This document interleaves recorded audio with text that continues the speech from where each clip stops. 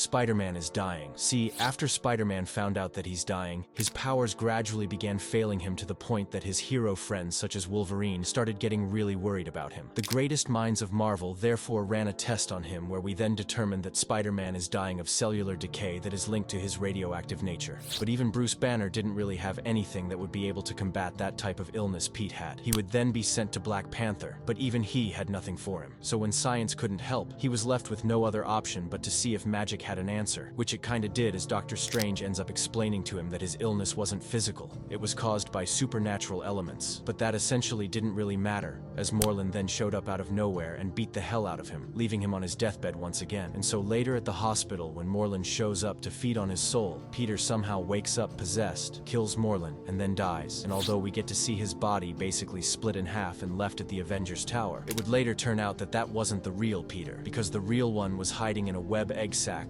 underneath a bridge, where he basically gets told by the other that he needs to embrace the mystical side of his powers.